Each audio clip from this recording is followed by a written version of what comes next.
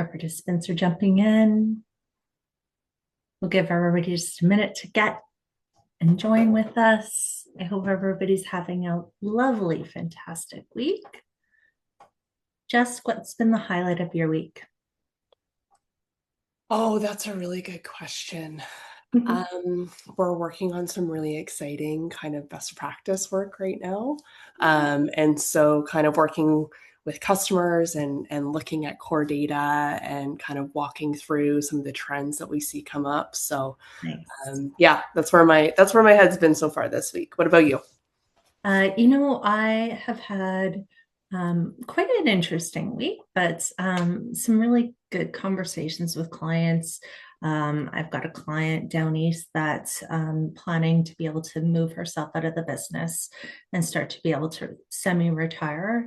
So some work with them has been really rewarding up until this point in time, and a couple of teams or team sessions.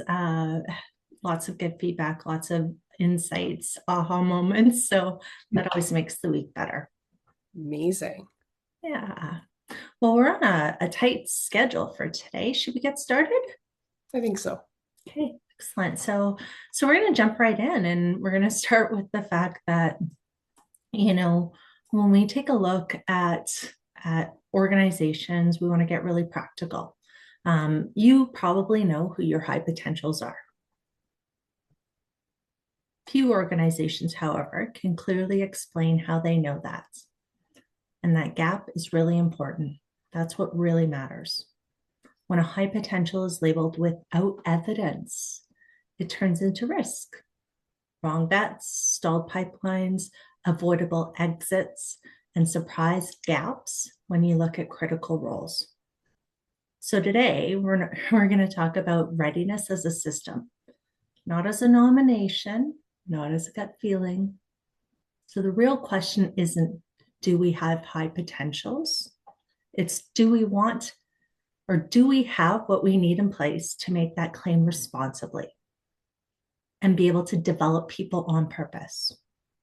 So if your process dependent or if your process depends on a few people's views or one annual talent review, you don't have a system. You have an opinion and you have a calendar.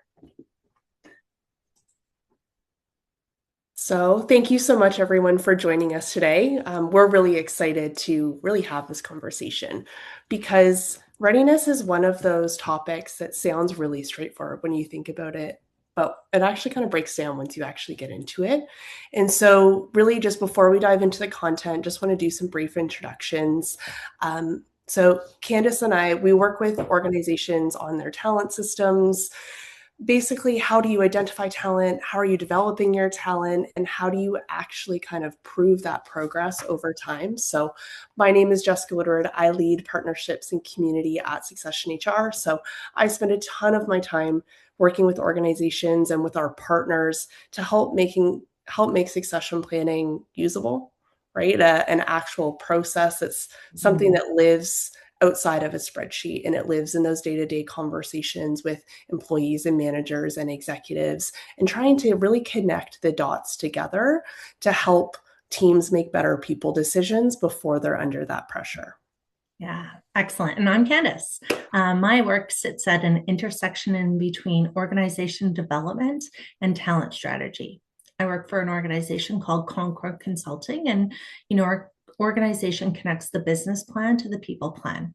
We have this tool called Traits, which is a psychometric tool that helps us understand unique characteristics that are linked to individuals, that are linked to leadership, linked to performance. So when you think about readiness, this becomes this measurable element. So we're going to treat potential like a system with data and science, not a nomination. So when you look at your succession plan, I'm just curious, does it reflect potential or does it reflect reassurance? In other words, are we surfacing real potential or are you reinforcing what's most familiar to you? People we know, performance they have in roles they already understand? Are these patterns that we've repeated? Anyone? Love to see you in the chat. Love to hear and and have you engaged in our conversation. So know that you can drop anything there.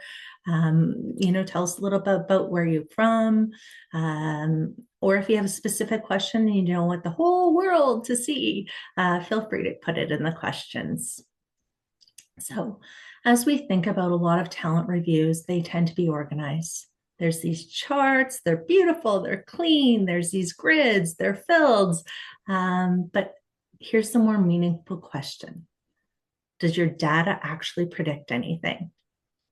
Or does it simply document what you already believe? Yeah. So when we talk about succession, oftentimes we think about someone being ready as a fixed thing, right? And so someone is either ready or they're not ready.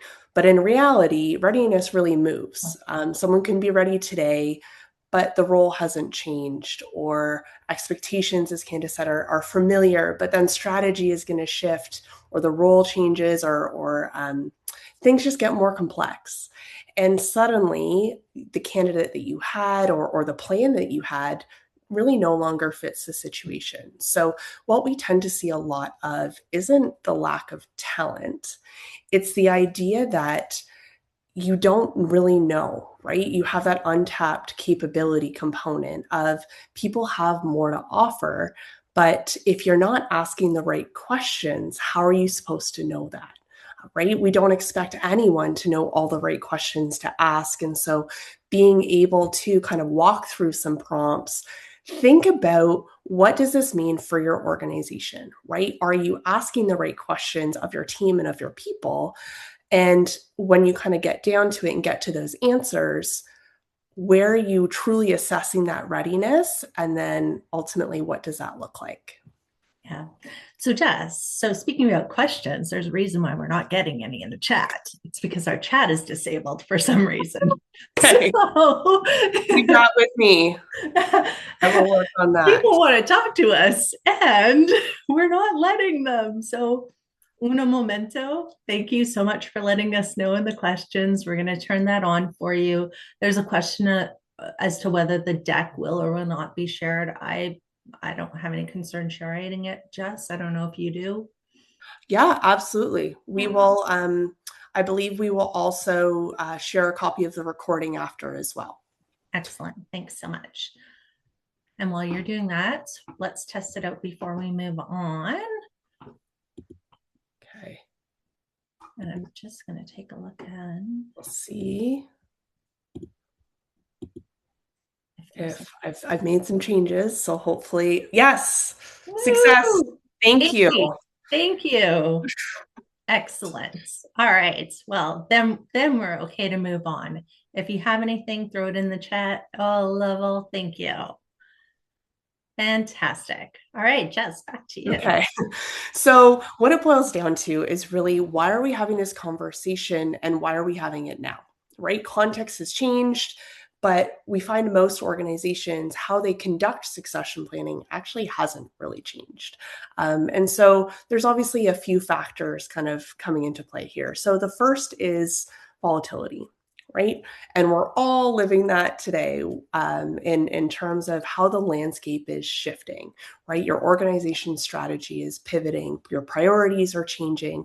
You have risk now somewhere where you never anticipated it before. And your leaders and your managers now need to evolve with it. And so the idea of, well, let's just sit back and wait, or maybe someone we identified 2 years ago, that just doesn't hold up anymore. And so thinking about, okay, how do we take those kinds of things into consideration? We have talent shortages, right? We have thinner pipelines. We maybe have leaner benches for some of our executive positions. And really, when it boils down to it, making a mistake can be really expensive. And so if you're misreading some of that information, it's not just a missed opportunity, it's really an operational risk. The third would be your leadership transition. So this is really where your strategy kind of continues to move ahead or it stalls, right? When you're putting the people in place that are executing on your strategy, they need to know exactly what they're doing and how to anticipate and how to react to everything that's going to be thrown at them. And then the fourth and kind of, I think, one of the most kind of important factors is the demands on a job are changing, right? What your job is at the beginning of the year may not be the same as it was, as it becomes 6 months in, because things are changing and you need to react. And so if you are assessing readiness on a job description that no longer makes sense, you're never going to be in any alignment there.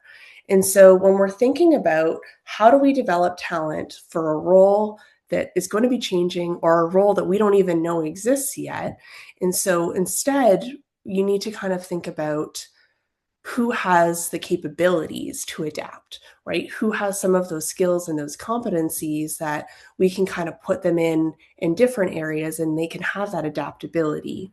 And so the point of today is really to help you reduce that guesswork component, help surface some readiness signals, and then of course try to make your succession plan a little bit more proactive rather than reactive. Awesome. Thanks so much, Jess.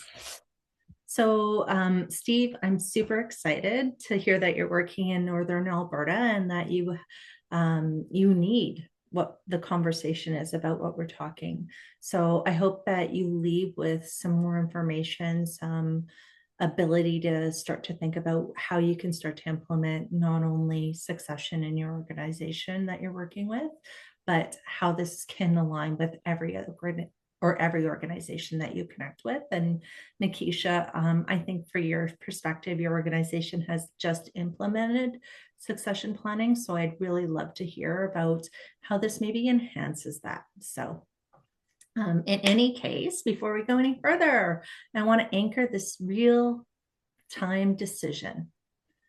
What's one talent decision you wish you had more clarity on 3 years ago? If you didn't see the poll pop up, feel free to drop it in the chat. Just a quick phrase is absolutely perfect. So these are the moments that visibility gap starts to create risk, where the readiness illusion becomes more real. The wrong promotion, the wrong successor, the wrong development bet, or a flight risk you didn't see coming. Interesting. I'll give you a minute as you continue to look at this. Yeah, we've got a couple in the chat. Retention risks, readiness for critical roles. Love that you're looking at that. Readiness for critical roles, retention. We've got an all of the above. Misalignment. Love that experience. Yeah. The choice. Very thoughtful. Excellent. So today we're going to look at readiness through a human lens and through a system lens. Capability now, potential for next, and whether that infrastructure is in place to measure that piece. Okay, so ultimately the goal is simple, right? Stop carrying invisible risk and actually be able to make decisions with data, right? That's everything we hope for. Ultimately, clear ownership of your critical roles, being able to view your bench, having earlier signals, right? How many times do you look back and say, oh my gosh, if I knew, or if I had any idea of 3 months ago, I would have changed something or I would have had a different conversation. And so if you can kind of bubble those things up early when there's still time to develop and adjust and maybe support your team, how much better off really would you be? And so that's where kind of, and the reason why we really came together to do this webinar. So from our perspective by Succession HR, the idea is we hope to give more structure to succession planning. So being able to view your critical roles, look at your coverage, have the visibility into where you're vulnerable, be able to track things like development plans and diversity and all of the other metrics that are really important that sometimes it's kind of hard to put a number on when you have that data in different areas or on a spreadsheet or in an email. In comparison, traits is going to give you the evidence, right? The performance predictors, how or what someone is wired for, where are they going to stall, what kind of development do they need to actually move them along. And so the idea is that together, it's a roles, it's needs plus real signals, and ultimately resulting in action for you? Okay, so let's ground this in reality. This lands on your desk. It's 8:15 Monday morning. You haven't even had a chance to have your coffee. And your president and your vice president have notified the board that they're leaving, both within 60 days. Zero overlap, zero transition. And the organization is currently under significant market pressure. The board wants you to decide on your succession recommendation in 1 week. This is the moment where those succession plans get exposed. Not because you haven't put one in place, it's because the urgency starts to take over. Urgency doesn't create clarity, it creates speed. And speed pushes us toward what's familiar, what's visible. So before we jump any further, I want to surface where readiness actually starts to break down. So let's step in with another poll here and a quick little pulse check. If this happened tomorrow, how confident are you in the bench strength that you have today?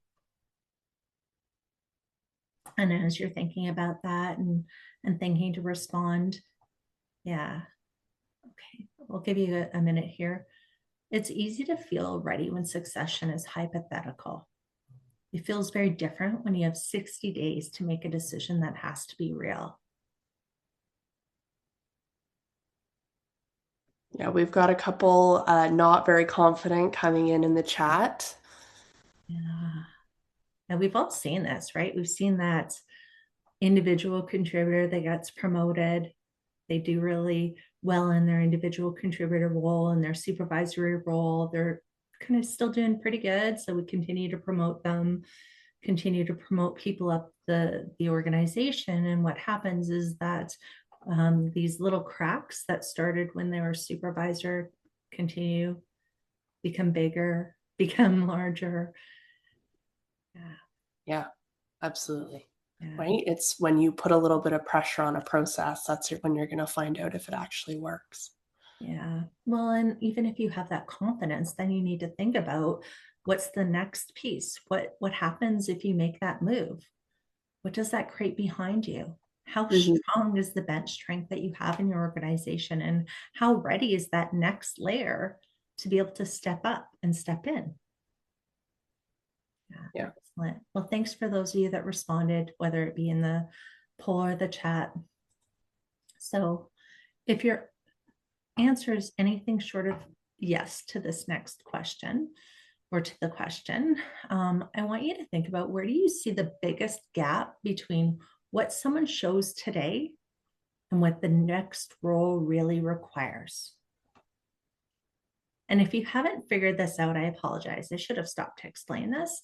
The QR code will trigger the question for you. You can respond on your phone. We'll give you all a minute to speak to that. Or again, feel free to drop it in the chat. Don't even have to follow our poll questions, whatever works best for you. Oh, like the sincerity. I actually don't know.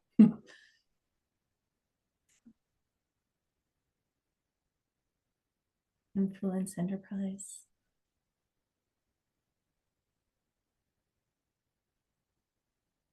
I have to say, I'm a little bit surprised.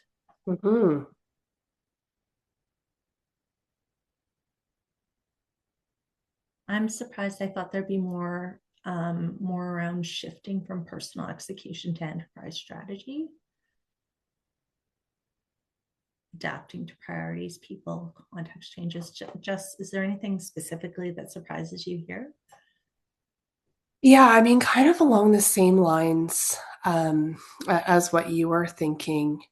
I enjoy, or not enjoy, but that idea of like ambiguity, right? There are certain kinds of individuals that just don't do well with the unknown, right? And so when you're thinking of someone being so successful in their role, also being aware of how long have they been there, right? Is their success really due to comfort?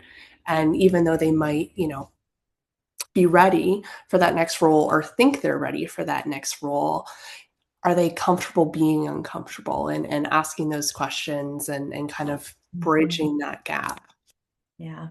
And I think that's, such a valid point, and it kind of matches some of the comments here. So there's Mhm. comments about change and, people's ability to adapt and the fear that that creates. And then there's comments about personal execution and how that leverages and connects to the enterprise. So again, as we think about moving up in the organization, or we think about new roles, the new roles require different things.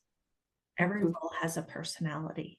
And the higher you get up in an organization, for example, you have to be able to elevate yourself to what the organization needs.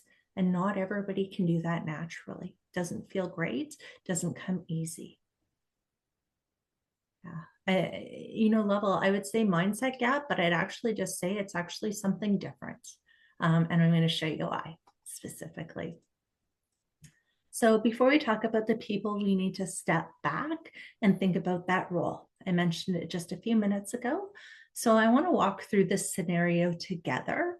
And I want us to think about that VP of operations role specifically. Think about whether it be in the organization that you have today, a VP of operations, or maybe in your past experience, a VP of operations role. And using the chat, and I want you to think about, what are the 3 most essential outcomes this role must deliver in the next 18 to 36 months? What will have moved, changed, shifted for the organization? Do they need to execute on transformation, build systems and structure, process design? What are the 3 most important things this role needs to deliver in the next 18 to 36 months? Do they need to rebuild the leadership team potentially? Restore confidence for the business? Might be a tough I one. was gonna say everyone's a little quiet on the. Yeah. Yeah. Okay. So if I was to think back to my past experiences and think about, VP of operations role and what did they need to deliver on, there was quality, expand the business.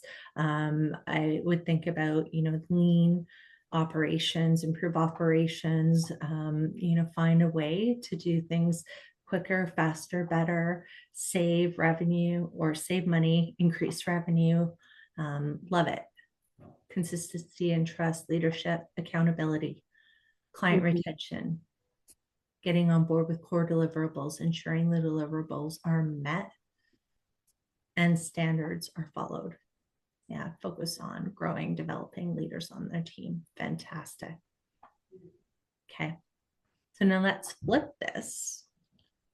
I know you're all getting in there. Love it. Rebuild, create relationships. That was a long one to type. Social shifts. So now let's flip this. What are the non-negotiable behaviors required for them to be able to deliver those roles? Think about observable things. When I think about observable things, non-negotiable behaviors, I think about making decisions without all of the information, and then the ability to course correct fast.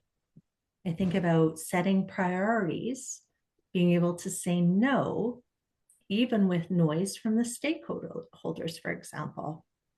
Mhm. So, what are some non negotiable behaviors required from someone who would be sitting in that seat for that VP of operations role in order for them to accomplish, rebuild relationships, focus on growing and developing leaders on the team, client retention, consistency in leadership, and build accountability?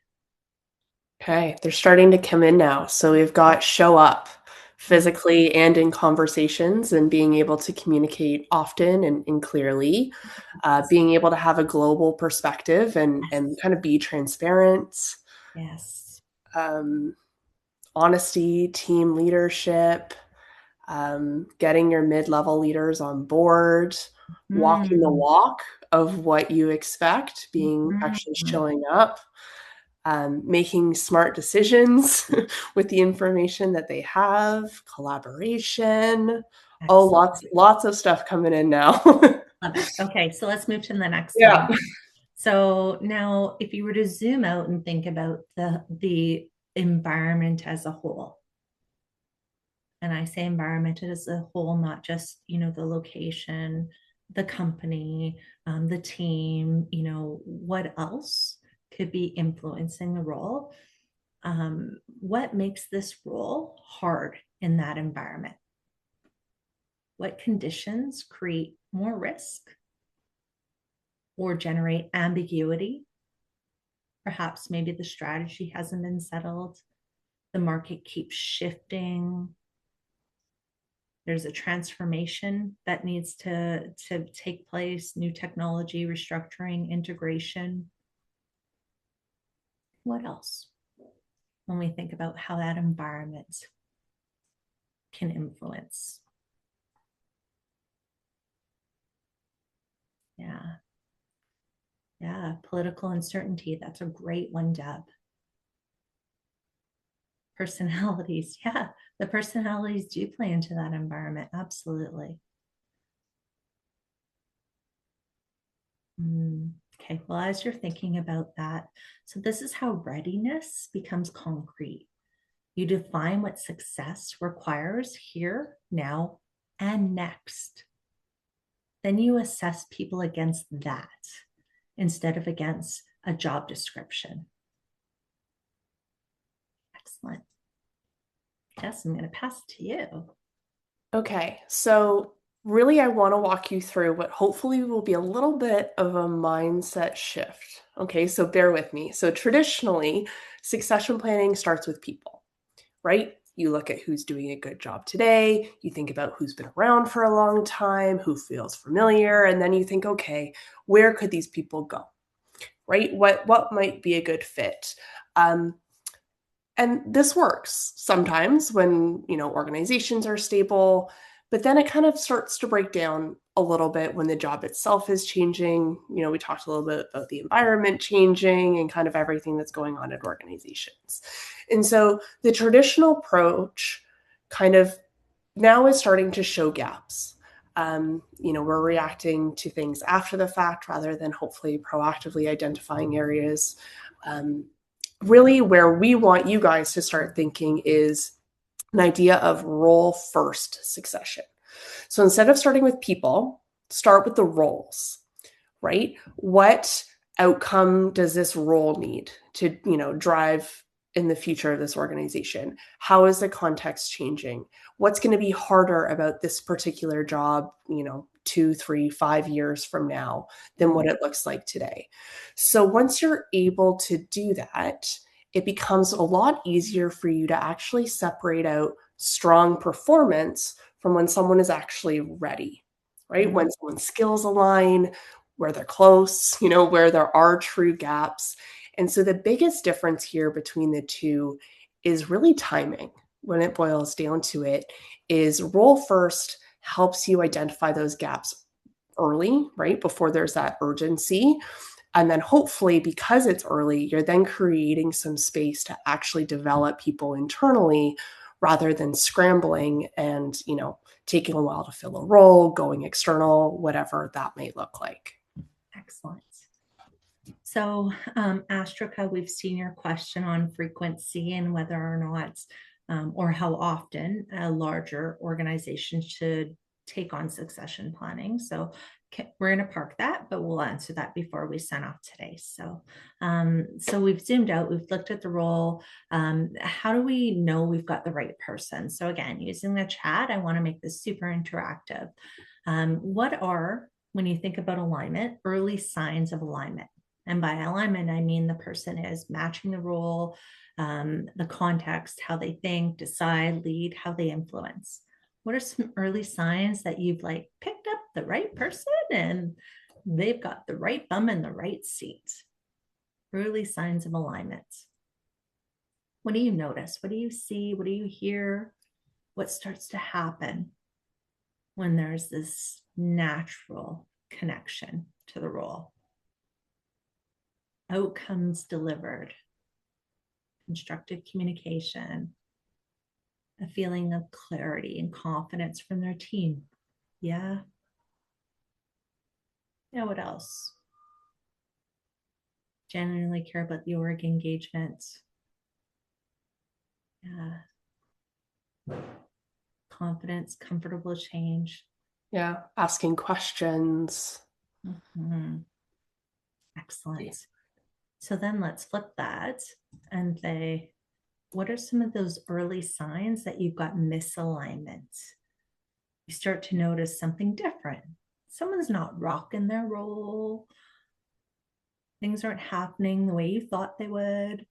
Perhaps they use the brakes more when making decisions than the gas. Yeah. Steady pace. They get caught in the day to day in the weeds when they should be looking at the bigger picture, where they struggle with shifting those priorities. We got some stuff here: micromanagement, discomfort, Mm. quietness, pushing back, frustrations with the team. This one is majoring on the minors. Is an Mm. interesting kind of take on it, Chelsea. Yeah, yeah, Being defensive. Um, yeah, team is kind of confused, not getting clear communication. yeah. So this is what makes the role fit important before it turns into a performance problem. So let's talk about now the uncomfortable part, our biases, these things we bring with us. We try not to, but why do we really miss readiness and overlook potential, even when we're trying to be fair? So go back to it's Monday morning, the board wants your recommendation by Friday based on the role requirement you just named, who could step up, and more importantly, who couldn't.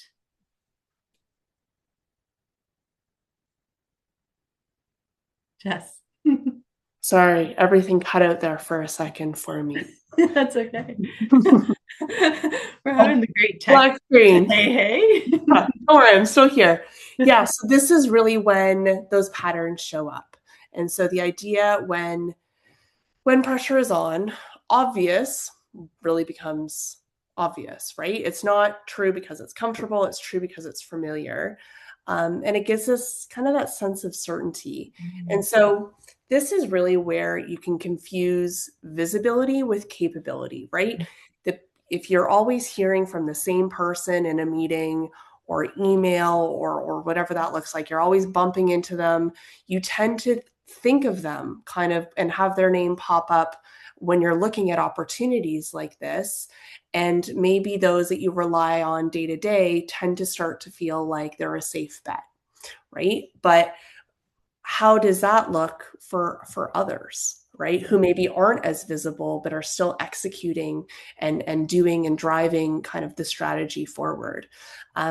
We also, and everyone might be guilty of this, mistaking confidence for competence, right? When you speak up easily or you sound sure of yourself, or someone again presents themselves in a way, is that really kind of an inaccurate representation of kind of who they are and what they do? And so when you layer in the pressure of a timeline being tight, you then kind of default to that idea of who might be a known entity, right? Or who's a safe bet, but that's not maybe the best decision for where the role itself is going. And so asking some of those harder questions: what is this role becoming? Where do we have real bench strength?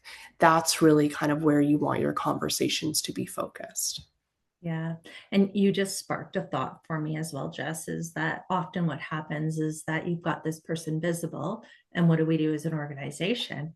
Then we make them more visible. We continue to put them in situations to test the water. So then now they not only know this group, they know this group, they know this group. Now that we're introducing them to more customers, more clients in their role today, and not necessarily taking that exposure opportunity for everybody. Yeah. That's a great point. Yeah. So ultimately, kind of thinking about some of those things, and that's where some people get tripped up when you're assessing readiness, Yeah. right? It's not because you don't care.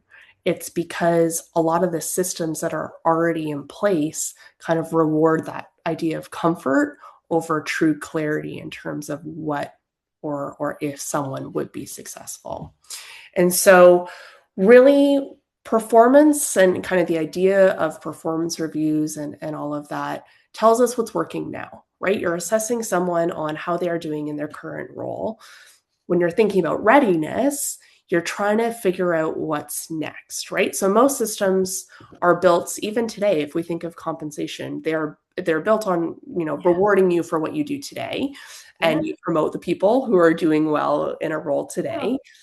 Oh, But sometimes that being able to kind of work in those systems then leads you to maybe overlook someone who could perform differently, right? Just because it's different doesn't mean it's wrong, right? It just could be that different approach. And so that's where it can become really tricky, is that strong performer might also be approaching their natural ceiling for that type of work. And that's kind of what you mentioned earlier, right? When you're familiar, success can hide a lot. And mhm. then when you kind of shift someone or bring them out of their comfort zone, it becomes very much a sink or swim moment. Yeah, yeah. So, such a good opportunity then to take that and flip it and think about someone who looks rough on paper. We all know this person. We maybe have been this person, somewhat disruptive, somewhat impatient, maybe non-traditional in the way that you think and approach things. Um, you know, they may not necessarily be weak. They might just be misaligned with what the current role or the context requires. You're under leveraging potentially their talent. This is where that risk again hides. What our systems don't connect. Connecting the role evolution to the capability shifts, connecting today's performance to tomorrow's demands. Most development plans are well intended, but they're vague. We focus on what you do, you need, or what you do to need to. We focus on what you do in your job today because you need to do that in your job today and now. They're not necessarily they're not necessarily tied to how someone is wired to perform.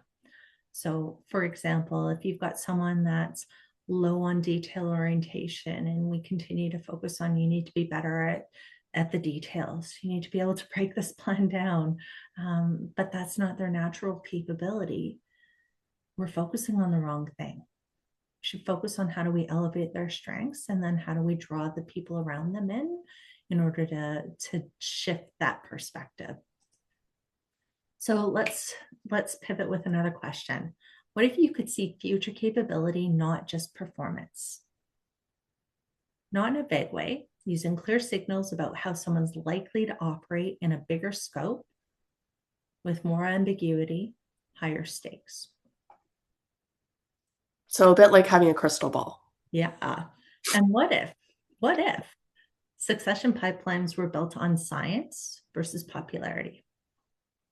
Not who's most visible, most tenured, most endorsed, but who actually has the characteristics and you could actually predict success for them in their next role. So I want to introduce you to traits. Traits helps us understand someone's natural enduring characteristics. We measure 7 characteristics. They're measured on a 10-point scale, which helps us really give or have a really clear understanding of what each of the behavioral cues are going to tell us and what we're going to notice about each of those different levels. It doesn't put people in this box or this vacuum. It benchmarks them against the global population. So when someone's high and when someone's low, what does that really mean? And when someone's high and outside of the population norm, there's not that many people in the world. There's not that many jobs for those people in the world. That matters because it changes who shows up in your talent pool. You start to spot people you've been overlooking, the quieter, highly capable talent, and you can reframe the ones labeled disruptive or underperforming. So instead of guessing what's behind it, you can ask, is capability a gap, a role, a context mismatch, or is it a wiring strength being underutilized? That's what makes succession and development much sharper. So I'm going to give you a quick example on assertiveness. So what is assertiveness? It's our need to exercise control over others, situations, comfort with risk, our ability to challenge situations, challenge others. On one end, someone likes to take charge, step in, they tolerate that risk, they make the calls. On the other, they're more consensus oriented, cautious about pushing against others. Let's go back to our CEO scenario, market pressure, no transition, and the board wants an answer in a week. Do you need someone who's primarily focused on consensus, or someone who can make the hard decisions in an organization's best interest, even if not everybody agrees?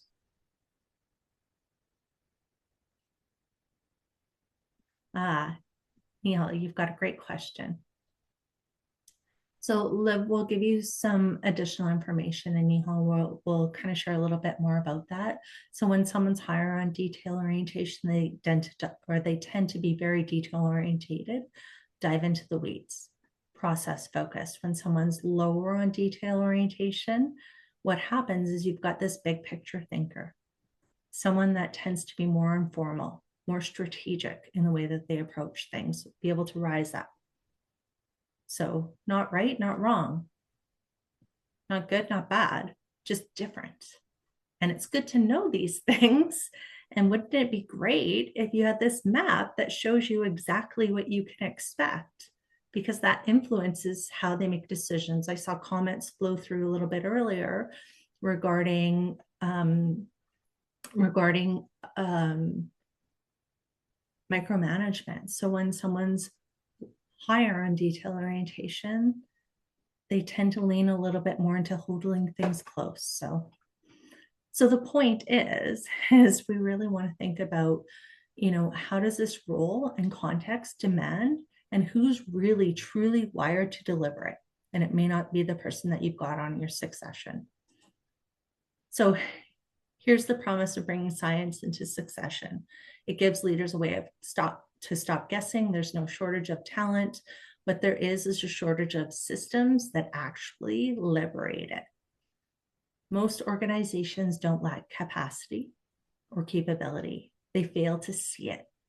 They fail to place it and develop it on purpose. Skills can change.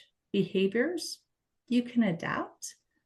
People can absolutely grow, but those enduring characteristics that tend to persist, the way that you're naturally wired to decide, influence, take risk, handle complexity, those are the things that stick with you. So I want you to do 3 things better. Think about picking smarter bets, target development that actually moves that needle, and stop confusing polished today with ready for what's next. So one more question.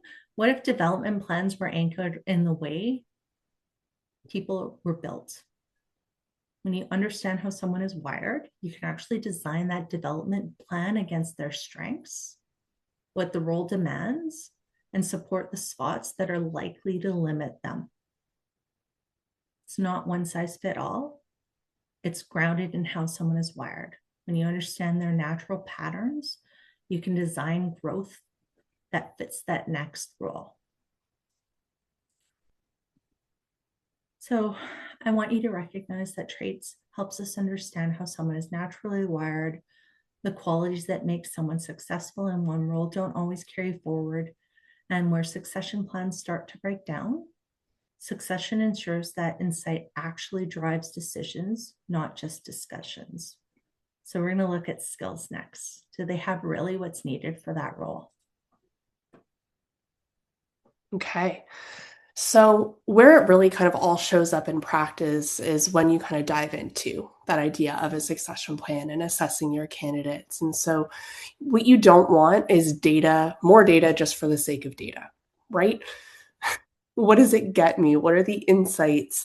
How do I get visibility into the things that I need to be aware of? So being able to see things like readiness gaps when it's time for me to act on it, instead of discovering it later or when it's too late for me to do anything.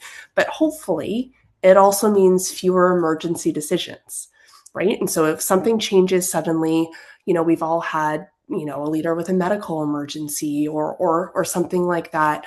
The hope is that you're not starting from scratch or relying on that gut feel. You already have a general idea of, who's close, where the gaps are, what trade-offs are you making. They may not be ready now, but are they ready enough? Right? And you can continue to develop someone when they are in a role, right? You don't just plop someone in and walk away. And so there's always that opportunity to kind of make the decision, but have it be backed in the data, right? And know they have, maybe it's the traits that would make someone successful. The idea is you're not making assumptions, right? You're making those decisions. Instead of saying, I think they're ready or they've always been strong, you can actually see how their readiness was developed. And so how we try to enable that is pretty simple, right? You're anchoring succession to roles, not the people. Ownership doesn't kind of drift when priorities change. You get real-time visibility into the health of your pipeline across the key roles. Not just that, once a year, let me take a look at it and move on. As I am actively kind of engaging with my executives, with my leaders, with my employees throughout the year, and we're developing them, how are we tracking that? Right? Are we making sure that we're updating those development plans? Are we updating after we have conversations with individuals when an employee's priorities shift? Right? We know that and we're flagging that now and not 2 years from now when they're the ready now candidate and they've moved in a completely different direction. And so when you kind of tie those readiness signals back to your development activities, it makes your progress visible. And that ultimately makes it meaningful for you as an organization. Yeah. Jess, tell me more. So the next few slides are really just walking you through a very high level in terms of how we work at Succession HR, really. And so for us, everything really starts with the role, as I said, not the person. And so on the screen, you're looking at a critical role. You're looking at the context around it, right? Who's owning the succession plan for that role? Where does it sit in the organization? Why does that matter? You're able to look at your candidates side by side. So they're not just names in an Excel file, but you can see how ready they are, right? What's their alignment to the role? You can click in and view what's driving that assessment. You can see who's close, who needs more time. And by using some of those data points, the hope is that you're able to move away from some assumptions, right? Bringing it back to that data. And so what's important here is that readiness isn't a label that you just put on someone and walk away, right? You're actually tying it back to their skills and their experience and their development activity. And so that label should change over time as people develop. And so if you say, okay, this person's going to be ready, 2 to 3 years out, you should see that shift, right? You should see development tasks being completed. You should see them gain additional skills and competencies. But if you don't have that visibility into it, that makes making a informed decision, pretty difficult. And so when you are able to see it, you're able to make trade-offs, right? If a transition happens sooner than expected, very quickly, you can say, okay, where are we taking a risk by maybe promoting someone who isn't quite there? Where do we have real coverage that we don't need to worry? And so for a lot of organizations that we work with, once you're actually able to see it, succession planning stops feeling so abstract, right? And it's the same in all areas of the business, right? You can have theoretical conversations about whatever you want, but when you're actually executing on whatever your strategy is, once you're able to visualize it and actually work in the data, it becomes that much easier to manage. Yeah, it definitely builds that accountability element as well in terms of what do I need to do? How do I support this individual? How do I support the business? Yeah. Yeah. So this next one is really about visibility, right? So this is an example of one of our dashboards. So instead of all of those different data points living in different areas or one-off conversations, being able to have one view that gives you a great idea of what is happening across our organization. So, we have 72 critical roles. How many do we have candidates in each readiness category? How many do we have no successor candidates? What's our breakdown of our candidates by age or diversity? How many have development plans? Being able to see where your coverage is strong, but on the flip side, where is your risk starting to build, right? You might have a handful of critical roles where the incumbent is over the age of 60. That doesn't mean they're retiring tomorrow, but if you have no successors, if you have no idea what's going to happen next, maybe you start there. Right? It doesn't have to be perfect from day one, but oftentimes it can be overwhelming, right? And when we talk to organizations, we get a lot of, I don't know where to start. There's so many data points. How do I manage all this? Thinking about it in such a large scale when it's not that hard when you're able to kind of put data into a system that can actually give you the insights and serve up the analytics that you need to make decisions. So really just helping your leaders prioritize, right? Whether it's you as HR, whether you want to open up to your executive team and they have insights into the key roles that are under their department and they're helping, develop those individuals and track that readiness. You're just focusing on the roles that matter the most and kind of how do we get people there by making informed decisions. Okay, my final kind of image here. But again, this is also just pulling everything together at the role level. So this is showing a list of key roles across the organization. So for each key role, you can see, who's owning it, how healthy is the succession plan, how many potential successors sit, at each readiness stage. One thing I always like to talk about is this idea of role ownership. Right? When you have a critical role, you have a succession plan, but when it's not owned by anyone, the succession plan drifts, right? No one knows who's responsible for what. No one's following up or keeping things updated or current. And so those gaps grow kind of month over month and year over year. And so being able to see exactly who is owning that role, or if you don't have an owner, knowing which roles those are, this is where you're actually able to kind of focus the conversation. And so you can target specific areas of your business where you were vulnerable and then quickly understand where, things are in good shape versus, where do we need to, spend some time and attention at a very high level without kind of digging in and having a lot of conversations. Yeah. So Jess, I think we should maybe pause. We've had a couple of Yeah. questions that have come up in the chat. So I'm going to stop sharing my screen for a moment and maybe we can go back to a few of them. So I am going back to Liv. Liv wants to know, do we assess motivation as part of traits? If yes, how do you assess it? And if not, why not? So we ask people to answer a series of questions. Are you more like, are you less like? Are you more like, are you less like? And this is measured 7 different ways. Out of that, we get their unique thoughts that help us understand what we're going to notice about performance. So for example, when someone's higher on the assertiveness scale, we talked a little bit about that, where they're results focused, more driven, bold, more direct in terms of the way they approach things, take on challenges.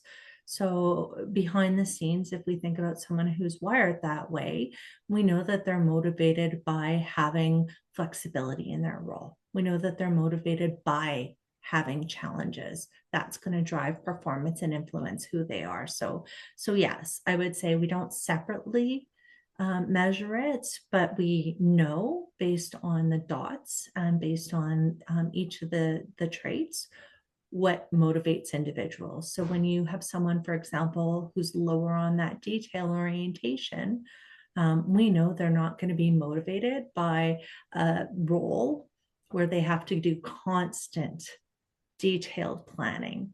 constant checklists, constant procedural type things. So great question. Nisha or Nihali, I think I answered that question a bit earlier. Erwin, you're right. Sometimes employees don't trust assessments. Ours is pretty simple. It's a question. Question one word or the other word. And I would say it's not necessarily you want to set your employees up to feel safe to take it, but you also have to put what does the organization require ahead of that. What do I need? And if that person recognizes that this is tied to their development, to the direction that we need to go in the organization, then I think that's a decision the organization would have to reinforce. Esther, you had a question about stretch assignments and, does that help us assess their ability? So stretch assignments is going to give them a chance to step in, and certainly they're going to show up with their best suit, their best colors. But the way that they're naturally motivated, the way that they naturally work is going to start to show up.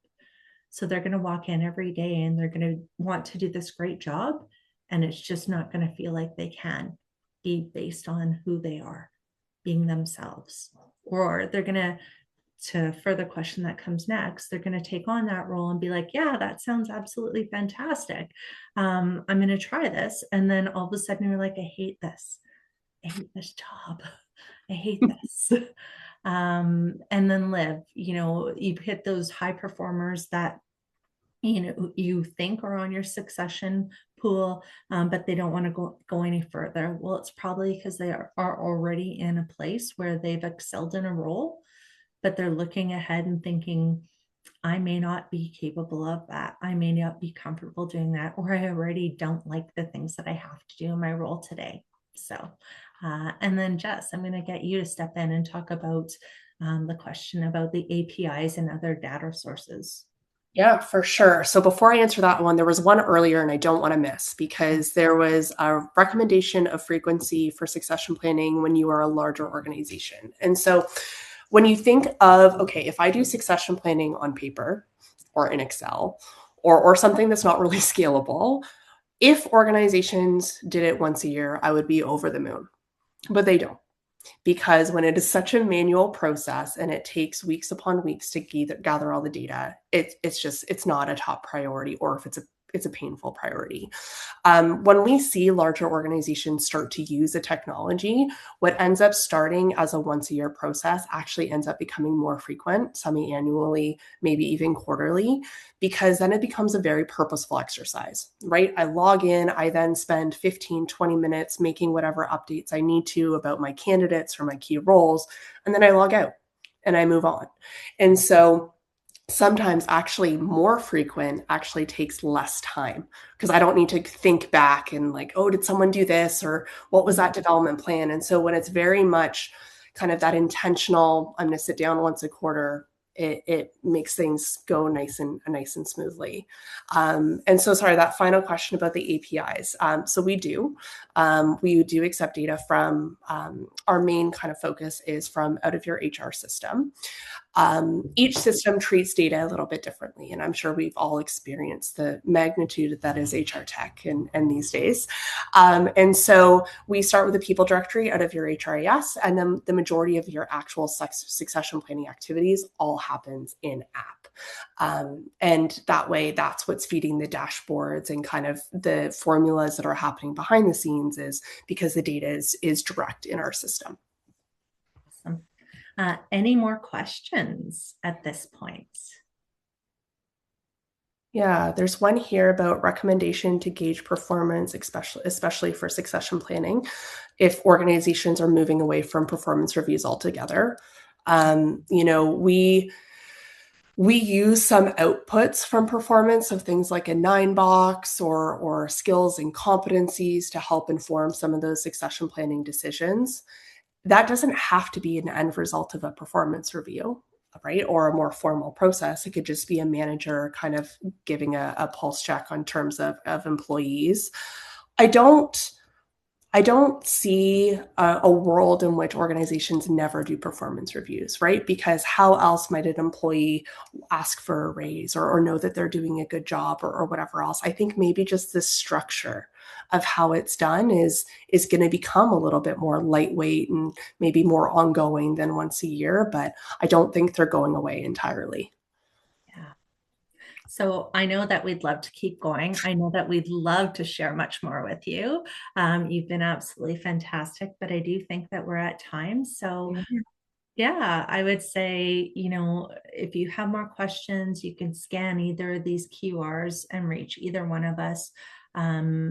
Or, reach out to us via email if you have any questions or further questions. And if you were to leave and point out the best part of your time here, just drop it in the chat before you leave us today. We'd appreciate it. Yeah. Excellent. Thank you so much, everyone. Have Yeah, thank you so much for joining us. fun. It was wonderful to see, and thank you for your participation. It definitely makes our jobs a little bit more enjoyable when you're able to kind of get some feedback and thoughts from the audience. So thank you, everyone. Excellent. And I've just been notified that our QRs are not visible for whatever reason. So, there we go. Might have been because I was sharing the wrong screen. You can see it now. Behind the scenes, you got to see what we were preparing. Excellent. Highlighting visibility versus capability. Love that. Thank you. Excellent. All right, we'll stay on for just a minute if anyone has any specific questions, and we'll go from there.